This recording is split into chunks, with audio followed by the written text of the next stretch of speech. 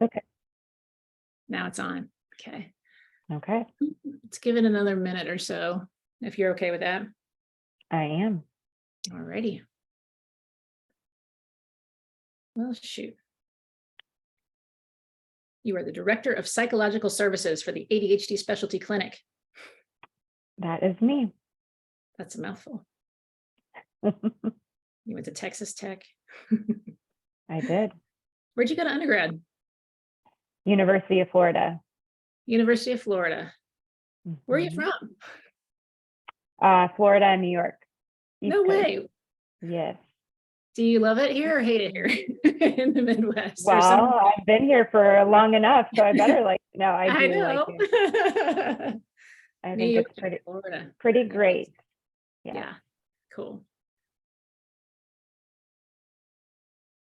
University of Florida. Is that Miami? That is Gainesville, Florida. Gainesville, Florida. Mhm. Gator? Gator, yes. Sorry, I'm terrible with that stuff. No, that's impressive. I am Gator at heart. Not impressive. I went to the University of West Florida for a semester. In Pensacola, and it was awesome. Yeah, that's an awesome place to be. Yeah, right by the beach. Not bad at all. Yes. Okay, I'm gonna admit all these peoples. Tish Taylor's here. Hello, Dr. Taylor.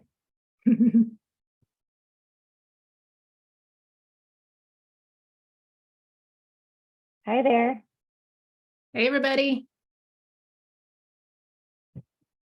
Thank you so much for joining us. It's right at 7 o'clock, so I'm sure we'll have a few more people join us, but we're going to go ahead and get started. Thank you guys for being here. This is the ADHDKC parent group meeting, and tonight we're going to be talking about back to school boot camp, which is pretty darn exciting. I'm Jeremy Didier. I'm the group founder and co-coordinator of ADHDKC. Our presenter tonight is Dr. Simone Moody. Dr. Moody is absolutely amazing. She's been a part of ADHDKC since its inception a long time ago. And she is a doctor of child psychology. I found, here it is, the Director of Psychological Services for the ADHD Specialty Clinic at Children's Mercy. And she's also an Associate Professor of Pediatrics at UMKC School of Medicine. She is originally from Florida and New York. She did her undergrad training in Florida and got her PhD from Texas Tech University, but has been here in Kansas City for a very long time. And she is a member of the ADHDKC Professional Advisory Board, and we're absolutely thrilled that she is joining us tonight. Dr. Moody, you ready to take it away? I am. Thank you for the lovely introduction, and thank you all for joining me tonight. I'm here to give you all a back to school boot camp. I hope to pump you up for the upcoming school year and get you in tip-top shape for your kids with ADHD, but also those without ADHD. These tools can be really helpful. I'll start with an overview of what we'll be talking about today. First, I want to talk about why ADHD can make back to school challenging. And in particular, I'll talk about a couple of different brain differences for people with ADHD, just as a reminder for why kids are having these struggles and to help put things in perspective a little bit more and help set expectations.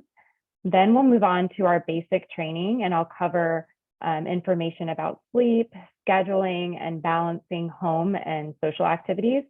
And the majority of our talk today will focus on our active duty piece, talking about school tools and tips that you can use to help prepare your child for the school year and to help when you're in the midst of the school year. And then finally, I'll end by giving you a bunch of resources that you can reference when our presentation is done today. This is a fairly short presentation. I'm covering a lot of different information. This isn't therapy, so I want to make sure that I can point you all in the right direction and give you tools as we move forward. Okay, I'll start with talking about some brain differences for people with ADHD. This may or may not be familiar, so bear with me. It's always a good review and reminder, I believe. On the screen here, you'll see to the right a picture of the brain and different colors that highlight different parts of the brain. And what it shows is that for people with ADHD, brain imaging studies have found that in many areas of the brain, especially those related to ADHD and executive functioning, there are developmental delays by 2 to 3 years. And that can really impact how children with ADHD function. And it can lead to children with ADHD presenting as more socially, behaviorally, and emotionally immature. So if you think about your kids with ADHD, for some of you, you may have noticed that maybe they enjoy playing with younger children or have similar interests to younger children. You may have a 7-year-old that has tantrums like a 4-year-old, or a 3rd grader that needs support to complete routines, getting ready in the morning, going to bed at night, routines after school, similar to a kindergartner. Or you may have a 5th grader that needs support with managing their school assignments like they're in 2nd grade or 1st grade. So it's important to put that context into mind when we're thinking about helping kids with ADHD.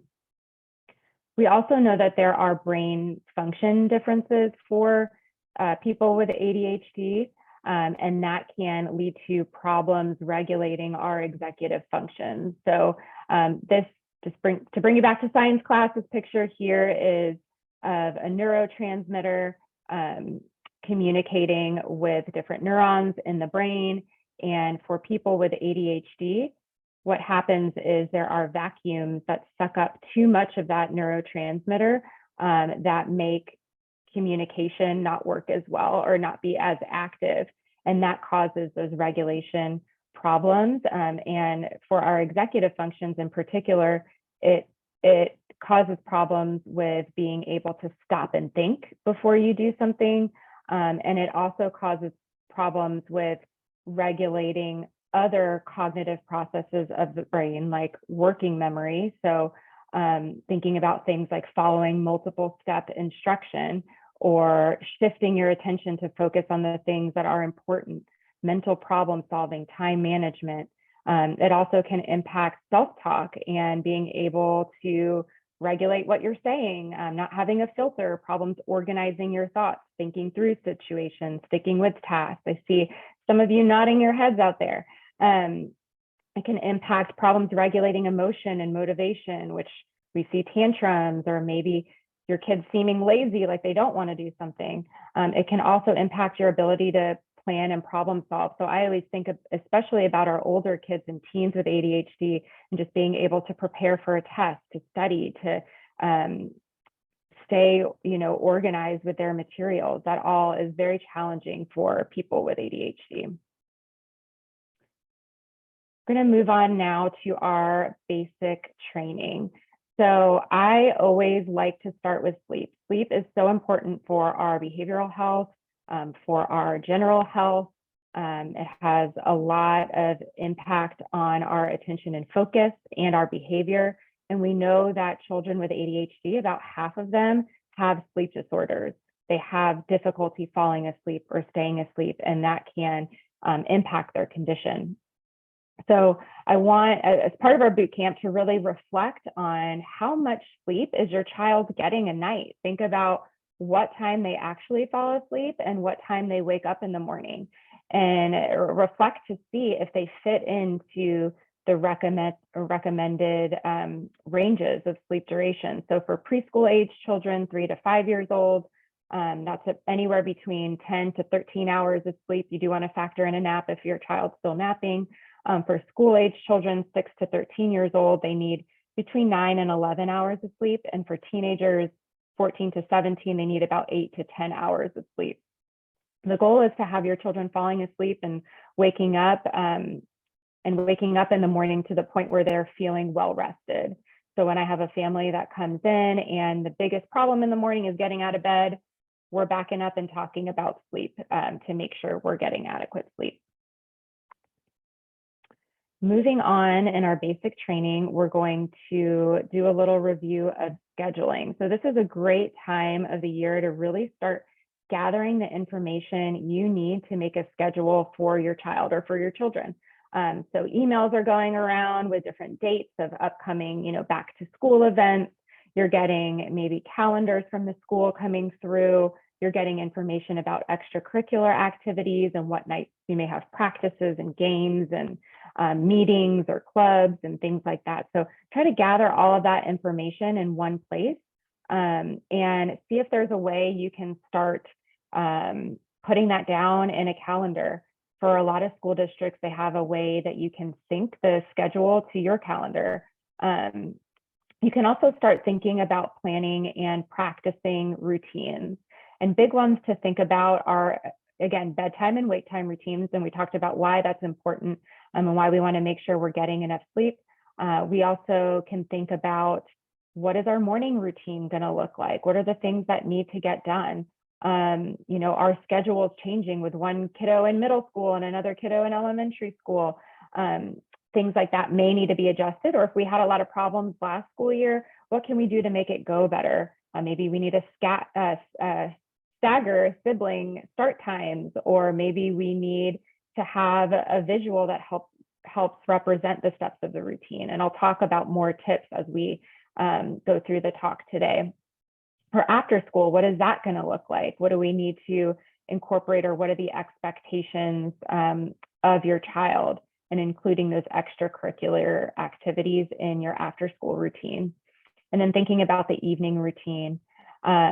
This is a really, really great time to start gradually shifting to those routines, especially for bedtime and wake time, evening and morning routines. After school can be a little bit hard to practice right now, but start thinking about gradually shifting to those times and those expectations so that your child is prepared and back to school isn't as much of a shock. It's also helpful to write down the schedule, sit down with your children, sit down with your teens, and have it be an open conversation and dialogue. It'll help them be more invested in doing those things. And maybe they can even have a little say as to what certain aspects of the routine look like, that they can have more control when it's appropriate. Writing down, reviewing it, and then revisiting those expectations together can be really helpful. So a week or two into the school year, you might want to see, hey, is this working? Is it not? What do we need to shift to make things go better? So it doesn't have to be set in stone. It can be fluid. I'll talk a little bit about balancing home and social activities. I'm going to start with screen time. So this is a huge one that comes up for a lot of families. Like, how much screen time should my child have? What should screen time look like? When should screen time be? Or even just problems transitioning away from screen time. That's probably the biggest thing that I see for kids that I work with ADHD. And so I listed up here a link to the American Academy of Pediatrics Family Media Plan. You can even just Google it and it'll pop right up on your search. And that provides some tools on how to set family expectations for screen times, talks about, where do we want to make no screen zones? What are some practical tips around screen time that I can try to implement?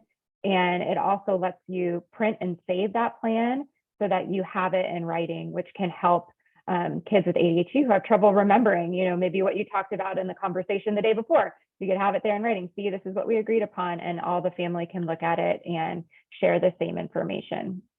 Another thing to think about when you're trying to balance home and social activities is when you let your children have access to screens. So I highly, highly recommend scheduling any activities that need to be completed before screen time. So if your child has homework to do, or reading practice, or extracurricular activities, really trying to think carefully about having those activities be completed before screens. Screens are very reinforcing. They give us lots of dopamine and they make us really excited, especially video games that have lots of positive reinforcement. There's lots of stimulation. Homework, not so much. Even if they like soccer, right? They might have trouble transitioning because it's not as exciting as screens, or they don't want to get dressed to get ready for soccer. So something to really think in mind as you're preparing your activities. I could have a whole talk on screen time, so I'm gonna move on. Also think about using a calendar for help and assistance with scheduling activities, and think about what format you might want to use. So it can be a digital or tangible format. For example, for me, I use a Google Calendar, and I have it shared with the adults in my household. Everyone has a different color. Family activities have a different color. We put all the extracurricular activities, all the extra social activities, school activities and days off, everything's on that calendar. For my kids who don't have screens or don't have their own phone or iPad yet, they have a tangible written calendar where they write their own activities on there so that they can see what to expect coming up. And that can be really helpful to keep kids engaged and help with those transitions.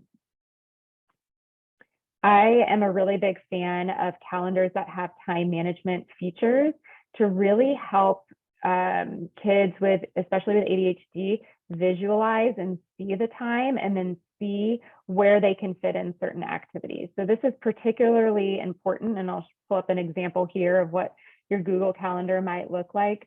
But it's particularly important for older kids and teens who really need to have time management skills, but they're not even close. And so if they can plug in the times that they go to school, the times of their, football practice after school, and then they can see, hey, I have a test coming up on Friday, and you can work with them to say, okay, here are the blocks of time that you have to study. So that can be really helpful for older kids and teens, especially to manage time and prevent that overscheduling.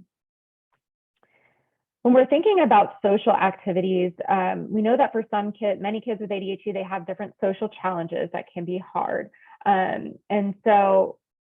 at the same time, it's really helpful to have kids with ADHD involved in an activity that they can be successful in outside of school.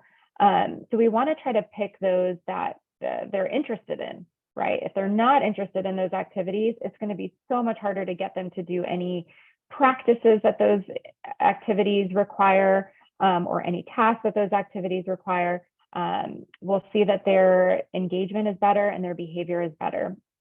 It's also an opportunity for the child to receive positive feedback. So we know that kids with ADHD receive negative feedback from pretty much everyone they interact with. So if they have something that they're really interested in, that they're really great at, and they're able to do that regularly, that can really be a big self-esteem boost, especially for our kids who maybe struggle in school, and school isn't something where they really experience that success.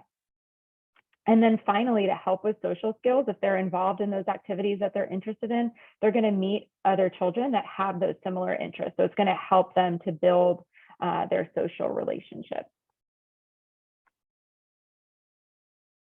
Okay, moving on, we're already here talking about active duty school tips and tools.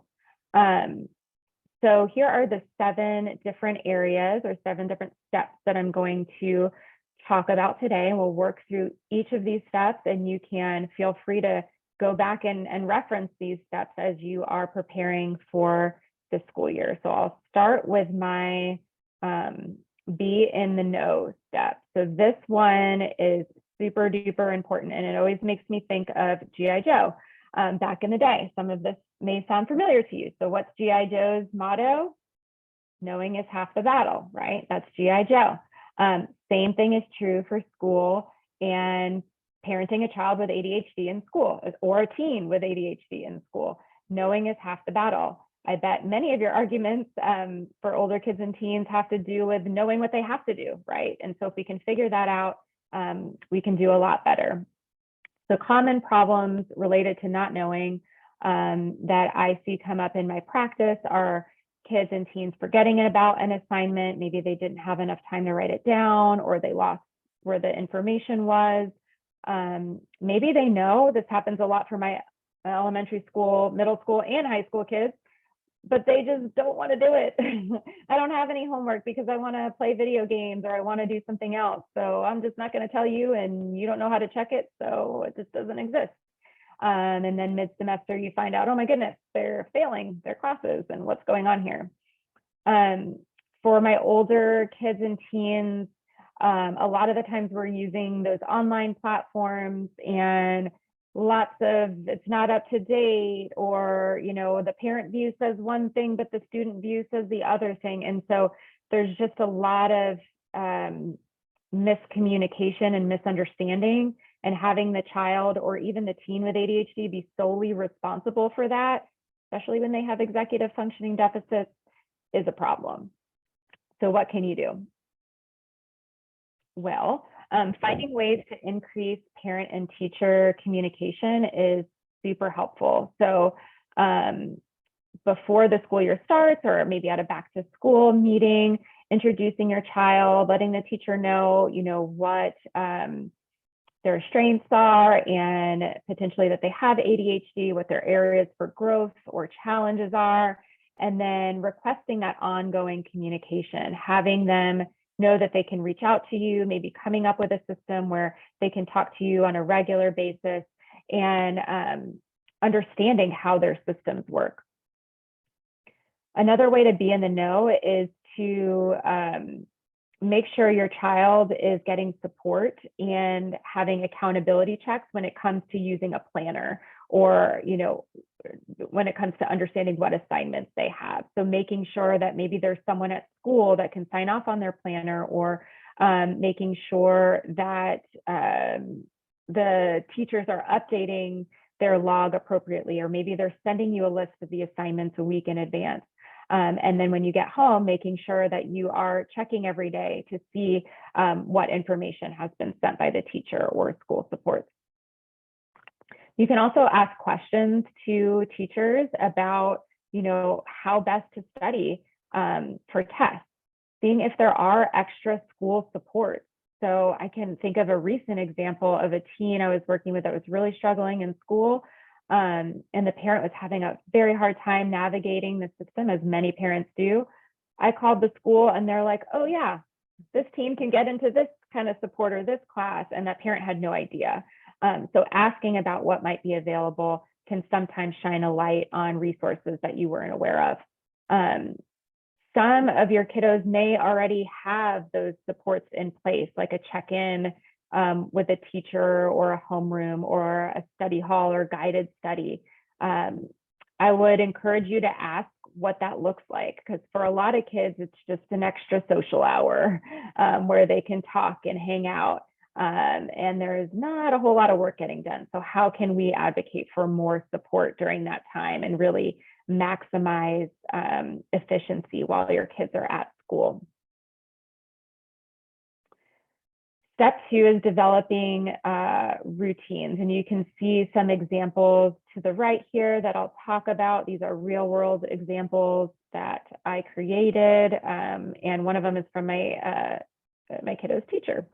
So if one of your struggles has to do with remembering and managing materials, thinking about how can I come up with a backpack checklist to help my kid remember the things that they need to bring home. So the top right picture here, you can see all I did was took a little index card. I wrote down homework folder, planner, water bottle, jacket, lunchbox, put it in a Ziploc bag, took a little safety pin, pinned it to the bag. So every time the child opens the bag, they can see and remember what they need to bring home. Some kids or teens might need extra support to even remember to look at this, and that's something that you can ask for from a teacher or other checkout person that they might have at school. Another thing to think about is organizing a homework folder daily. So I've worked with lots of kids and teens with ADHD. Periodically, they'll bring their backpacks in and it's a mess. There are papers crumbled inside. There's snacks from a month ago that are frightening. There's lots of stuff going on. And so one of the routines that can be really helpful to have at the beginning of the school year, or even if you have young kids in kindergarten or first grade, getting in the habit of coming home, looking at the folder, putting papers where they need to go, throwing out trash, can really help with teaching your kids organization and having things ready to go for the next school day. For kids who are having to look at assignments and manage assignments, having a planner that you check regularly, so having that be part of the routine, or listing all the online platforms that you need to look at, Google Classroom, Student View, Schoology, whatever it may be, making sure that you're doing that on a routine basis. So we come home, we, check our folder, organize our folder, and then the first thing that we're doing is we're seeing what we have in our planner, or we're looking at that online platform. And then after that, we can schedule time to complete the assignments that we have or other tasks. So that's when we can look at our calendar. We can plug in those times on our calendar to work on different assignments, or reading time, or projects, or studying for tests. So really getting in the habit of doing these things every day. Yeah, it takes a little bit of time, but it'll pay off in the long run. And the more repetitions you can get of these skills, the easier it will be for your children to complete them, and the more of a habit it will be, and it'll teach them great skills for a lifetime. And then I'll mention this again. I know I mentioned it before, but really making sure that we are completing schoolwork before our preferred activities. The biggest pushback that I get when I talk about this recommendation is a valid one, and I do have a counter for it. So for our kids with ADHD, like I mentioned, they have challenges with executive functioning, and executive functioning only has so much of a capacity. So by the end of the day, your kids are running on E. They're exhausted. The last thing that they want to do is more schoolwork. So I do agree that for most kids, they're going to need some sort of break, right? So maybe they come home from school, they have a snack, 15 minutes or so. Maybe we go for a short walk, or do, some sort of exercise of some sort, and then we get back to our schoolwork. So making sure that we're taking a short break, maybe no more than 30 minutes before we get started on the things that have to get done. And we're not starting activities that are going to be really, really hard to transition from, like playing with their favorite toys or any screen, things that are going to be really, really hard to then stop when it's time to complete other tasks.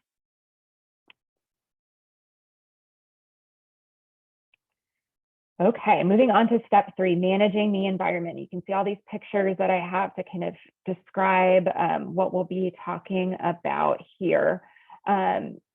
So for people with ADHD, we talked about working memory being a big problem, and just remembering to do things, and planning and problem solving. So it's really important to create as many external cues as possible. And likely, the working memory problems, it's not really going to go away. And so we're really going to need to have these tools in place for a lifetime.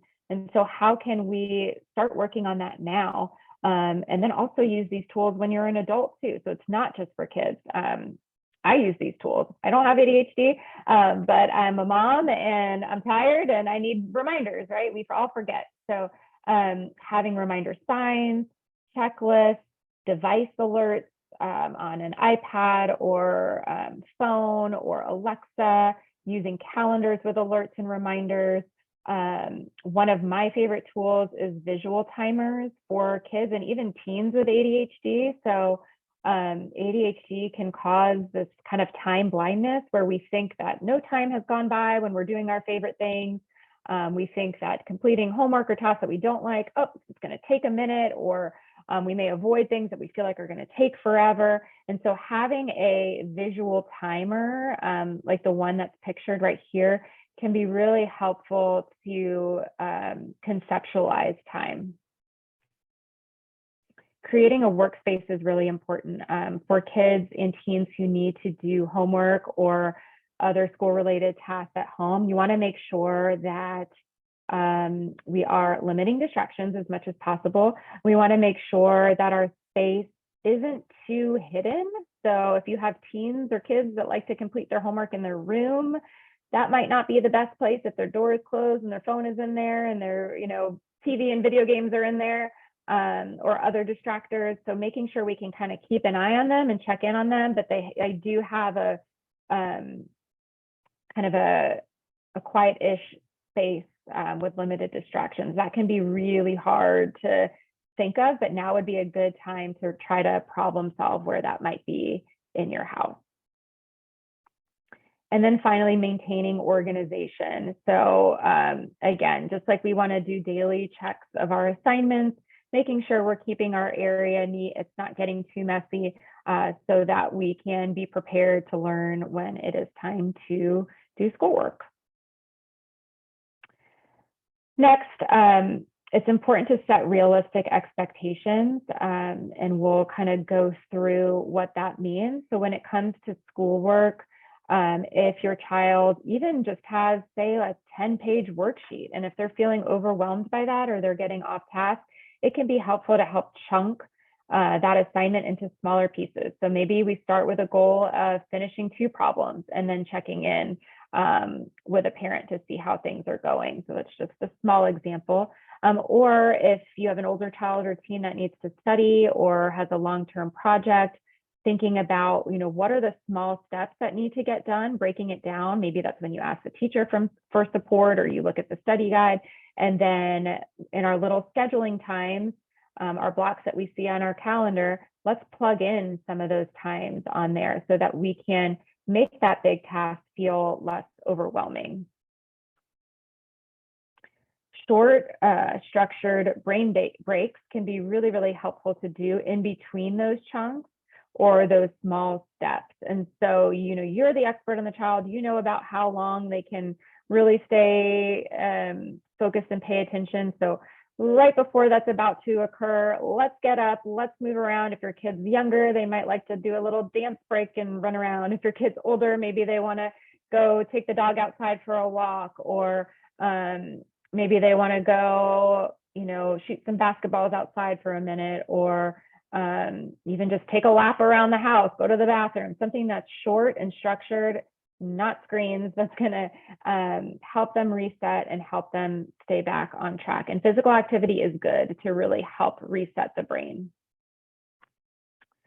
I also want you to think broadly about how much work your child is doing. So a general rule of thumb is 10 minutes of homework per grade. So if your child's in 2nd grade, the expectation should be around 20 minutes, and so on. So if you feel like your kid or teen is spending hours and they're just coming home from school, they're doing their work, they're staying up late, and they're not managing their time efficiently, that's not realistic. And that is going to cause bigger problems. They're, at higher risk for being depressed if they're not able to do the social activities that they enjoy. And they're just going to feel pretty defeated by, always having to work on schoolwork.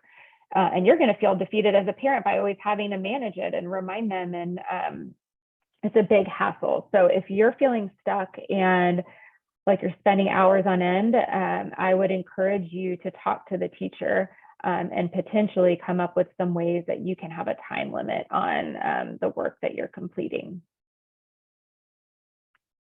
Moving on and talking about scaffolding support.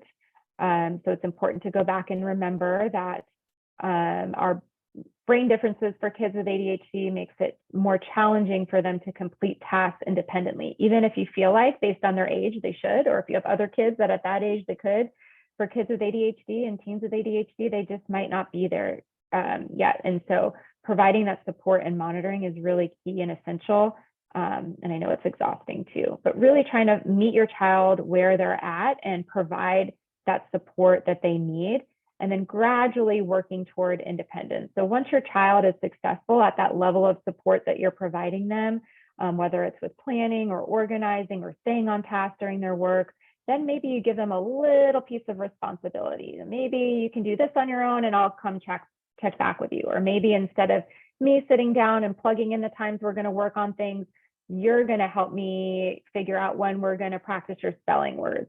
And then just giving that little piece of responsibility, monitor how they do. And as they're, successful, then we can give them a little bit more.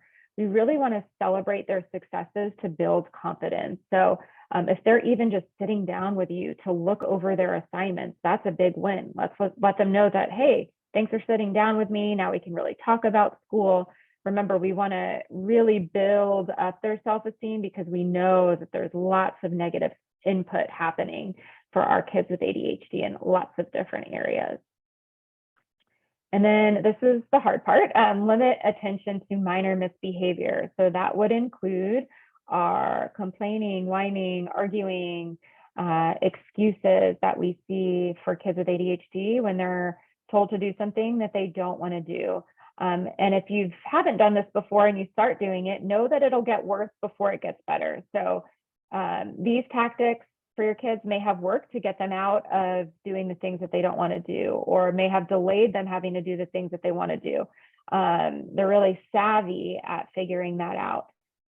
So when you try to not give it attention or stick with what you said you were going to do and follow through, they're going to push the limits to see, you know, can I get it to work this time? So really stick with your guns and really limit attention to any of that minor misbehavior and focus on as many positives as you can. So even if they're complaining, if they're sitting and looking at the paper, maybe we focus on that as a win.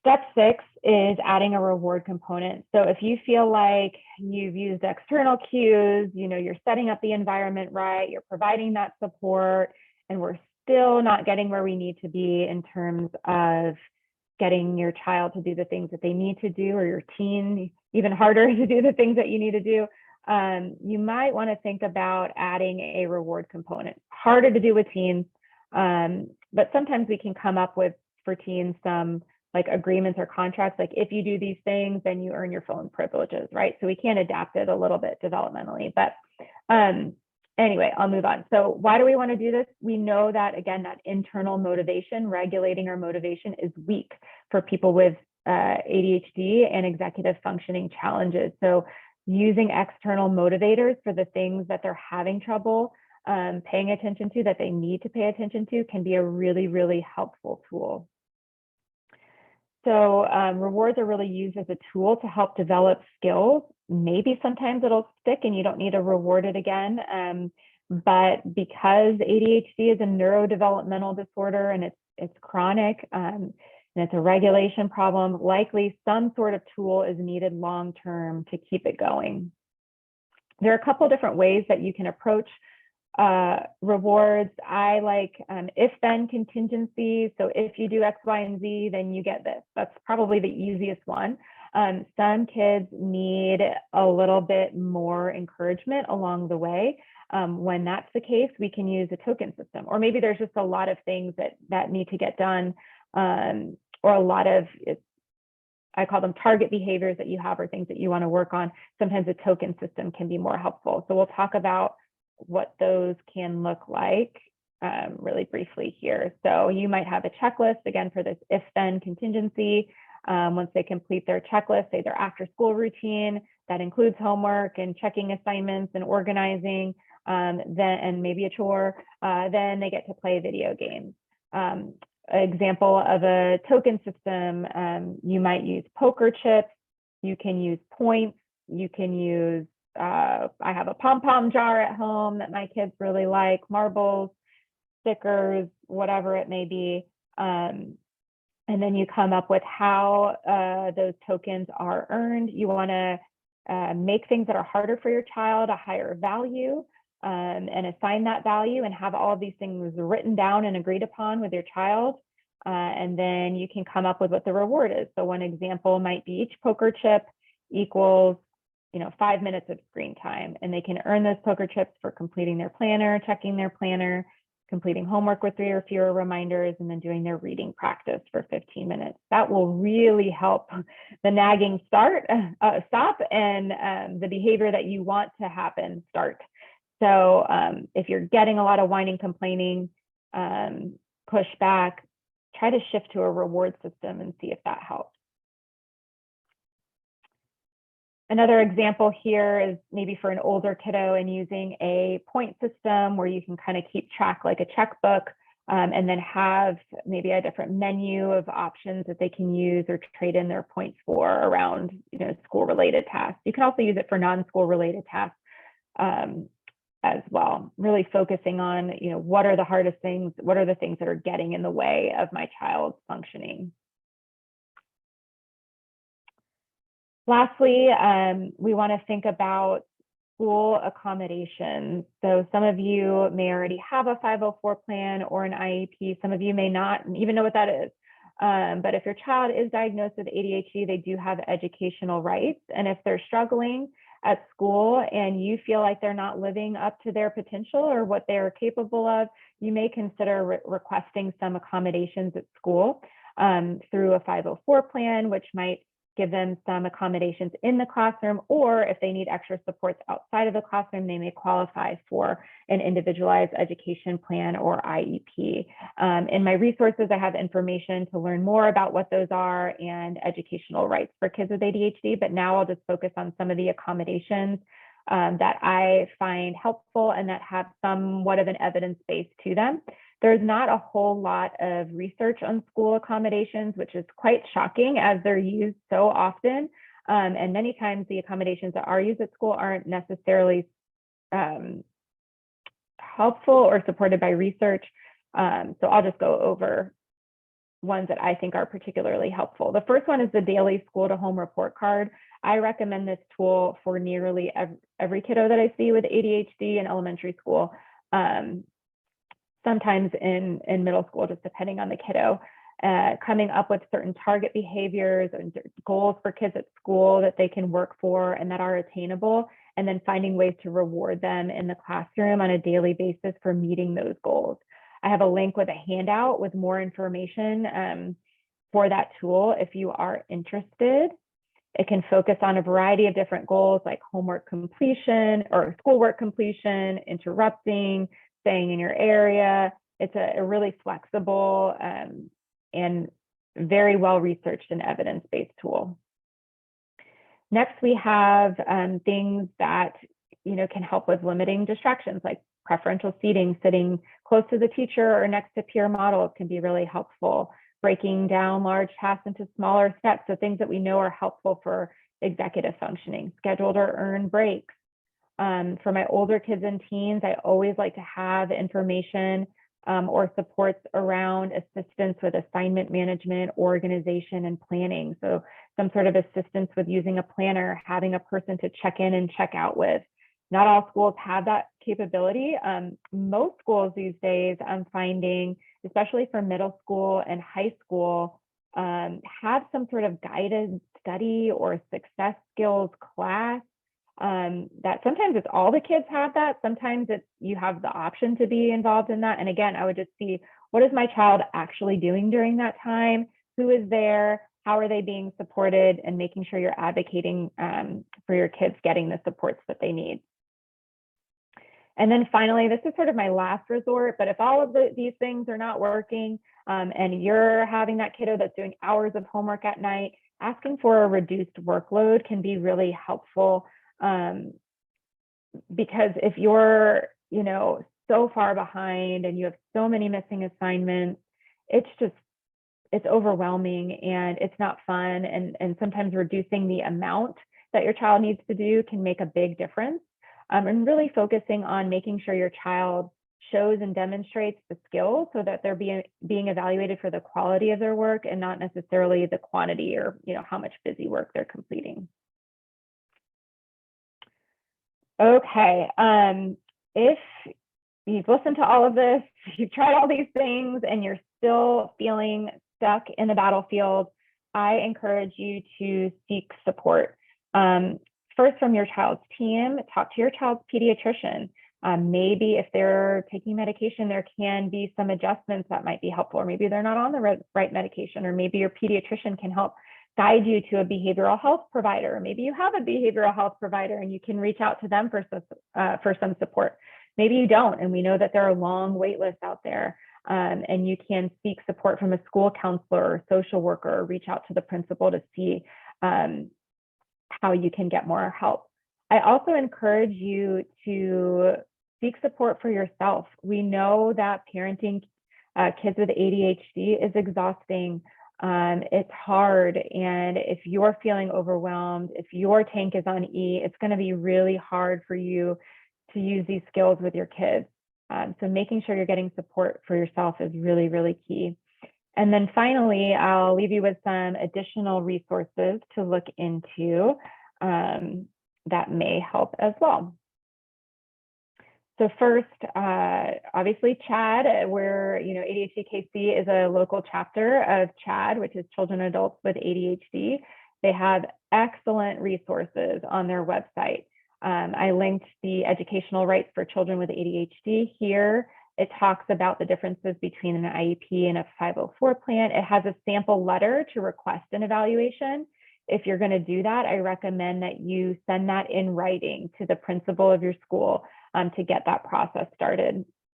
They also, in the last few years or so, added some tools for teens. They're short video clips. I think there's about 8 or 10 of them that talk a lot about organization, assignment management, time management, that can be helpful for teens to see.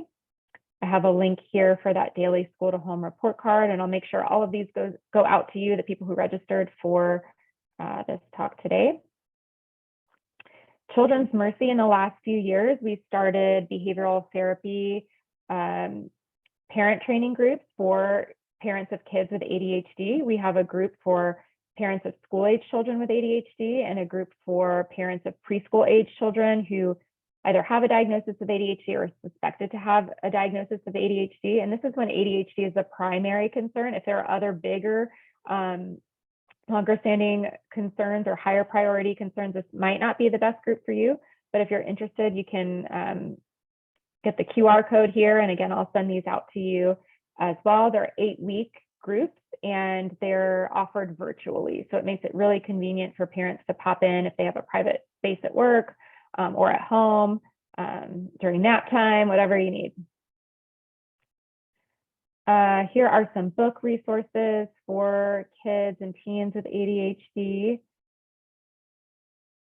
I really like the Taking Charge of ADHD by Russell Barkley, or call him the godfather of ADHD. And so that's a really helpful kind of all-inclusive resource, but all the other ones are great too.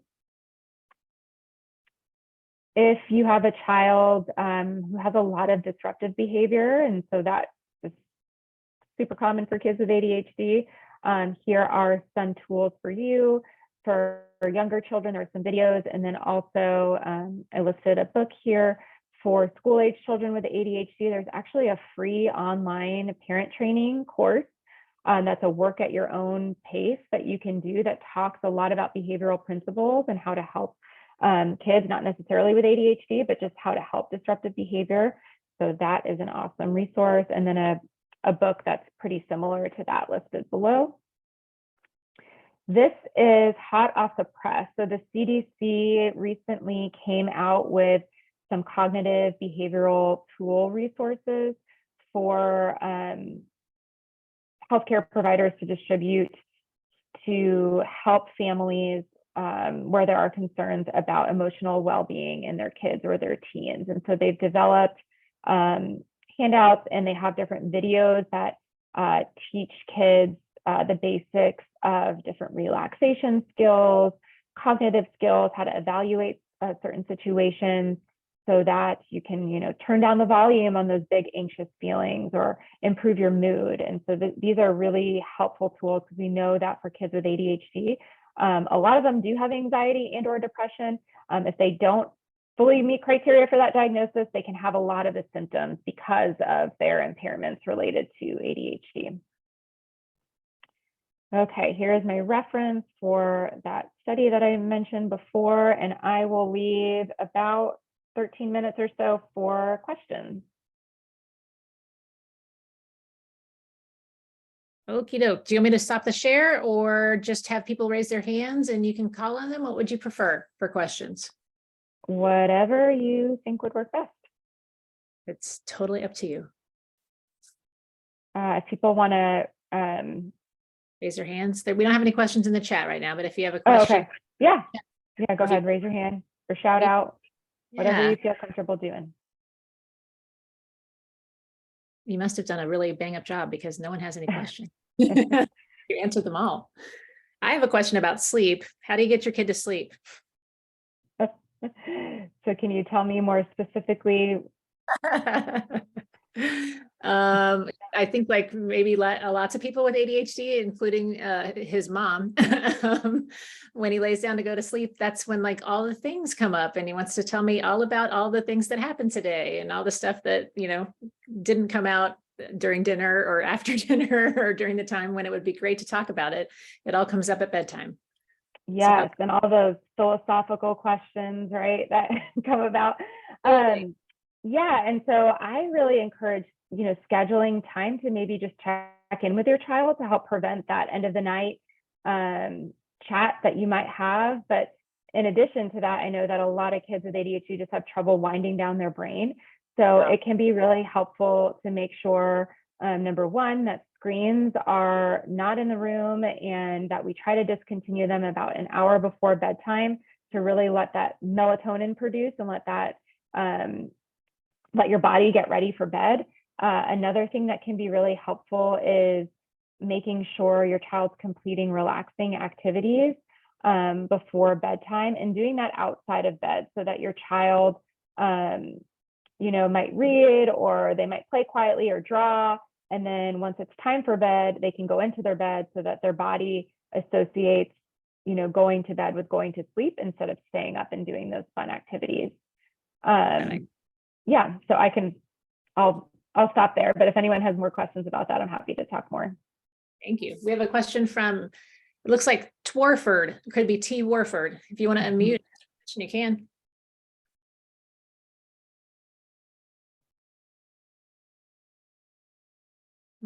Asked to unmute. Can you hear me? Yeah, go for it. Yeah. Okay. I have a quick comment and then a question. I was just going to say on the breaking task down into or break like a smaller task. I just recently learned that you could have Chat GPT do that stuff for you. Like I probably shouldn't open that up to kids, I guess, but as a parent, I have ADHD and struggle with big tasks and projects. So yeah, you could just have Chat GPT do that for you. And then my question is also, as a parent with ADHD, this is a lot of management. And like, I struggle managing life in general. Like, and then so as my kids age and there's more stuff going on, just seems like more and more gets piled on. Is there anything that you recommend for, parents as, for ourselves, I guess, to help keep all this together? Because this is just another layer of organization, something I've got to do. Exactly. Well, thank you for the comment, Chat GPT. I haven't used it yet before, but it's amazing what AI can do, and maybe a little bit scary too, but maybe helpful for people with ADHD. And then thank you for sharing about your struggles. Know that you're not alone. And most of the time I'm working with kids and their parents with ADHD because we know that it's very much genetic, right? And so that is why I mentioned the taking care of yourself piece too. So if you have ADHD, making sure that your ADHD is well managed, that still doesn't take away from all of the management that you're going to have to do for your kids. But if you're feeling, more in control of your routines, and it can be easier to add on some of these things or save more space for that. So reflecting on how you're doing is really helpful. At the same time, it's hard being a parent alone. It's hard being a parent of a child with ADHD. And so using as many of these tools as possible for yourself can be helpful. So I talked about, using a family calendar, making sure if you have a partner, you're communicating with your partner those things, making sure you're working together with your kids to both work on these tools. And maybe they're doing their after school routine and you have your list of after school routine duties and they're checking back with you. So figuring out what works for you and your kids and partnering together can be really helpful. Thank you. Awesome. We have a question in the chat from Alex C, and they're asking about siblings. The fighting is overwhelming. The ADHD kid is older, so I can't really tell the younger sibling to be more understanding. How do you handle situations like that? Yeah, that was right on key. I hear my kids yelling at each other upstairs right now while I'm not there. Yeah, it can be really, really challenging and frustrating for the sibling too. There are a couple different ways that, just like little tips that I like to suggest or recommend. One is when we talked about limiting the attention to the child who's having those minor misbehaviors or minor disruptive behaviors. If there's a sibling present, I always like to shift attention to that sibling that's maybe behaving appropriately. So if one's complaining and whining and the other one's sitting there doing their homework, oh, I really like it how you're sitting and working on your homework and you're staying on task. So that can be a really opportunity to praise or give recognition for that child for doing the right thing. It can also help prevent the arguing. So if your child with ADHD starts name calling your child without ADHD, you might say, thank you for staying calm. I really like it how you're just able to ignore that before they even have an opportunity to respond. Then you might deal with your other child, maybe put them in timeout or take away a privilege for the name calling. So really focusing your attention more on the positive between siblings can be helpful. Sometimes I'll suggest, if sibling fighting is a really big problem, coming up with rules that we want siblings to follow together. Typically that's having a safe body, safe words, sharing sometimes, and then really using a token system to reinforce periods of time where they're meeting those goals and they can work together toward a fun family reward or activity. So I know that's a lot for a big problem, but hopefully that gave you some tips or where you might be able to get started. All righty. Let's see. Amanda and Brent had a comment, I think, about impulsive kids, and their kids are impulsive and they try to let him do fun activities like soccer, but he has trouble keeping his hands to himself, staying in his personal space. But during practice, especially, it looks like. Any tips for that? Staying in your dance space or within your bubble? Yeah, a lot of over learning, a lot of feedback. And so talking about, using tools and talking about things like personal space bubbles, what's appropriate versus not appropriate. Kids with ADHD have trouble with those gray areas, and then stopping themselves for not crossing those boundaries too. And so as much as you can, reviewing those expectations before each practice, giving them positive feedback if they're young enough where you're attending the practice, and say, hey, great job keeping that personal bubble. I really like it how you're keeping your hands to yourself or you're waiting patiently. So on the sidelines, really giving them that positive feedback. Sometimes I'll even have families set goals for their kiddos. Like if you can keep your hands to yourself with so many or fewer reminders, then we can, go get some ice cream after practice today, or you can watch, play a game on mom or dad's phone on the way home. So trying to think creatively on how you can make those expectations a little bit more explicit, and then finding ways to positively reinforce your child for following those expectations would be where I would get started. That's awesome. Thank you so much. Anybody else have? I don't see any more hands or comments in the chat. We timed this perfectly. I'm so excited. Yeah. Well, thank you so much for your attention this evening. And I hope you all have really great starts to your school year, and have a great rest of your evening. Thank you so much, Dr. Moody. We really appreciate you being here and sharing your presentation with us. I learned something every time I hear you talk. Just very, very grateful. Next month, our ADHDKC parent meeting is going to be in person at Horizon Academy. I believe it's August. Hang on, I got to look at my calendar. 1st, I think. And we have Jody Maddox, who's going to be presenting on executive functions. And so we hope to see you there. Thank you again for attending tonight. And I'll read the CHAD disclaimer really quickly since I forgot. CHAD does not endorse any treatment, medication, provider, publication, service, or product. And yeah, believe it or not, we are scheduled for August 1st for our next ADHDKC meeting. So right around the corner. Thank you so much for being here, everybody. Take care. Bye. Oh, my media is off. Sorry, I didn't mean to hide. That's okay. Do you need anything else from me? Nope, I'm good. Thank you so much. Thank Get you. out Good of to here. see you, Jeremy. Okay. Bye. Have a good night. Thanks again for You everything. too. Thank you. Bye.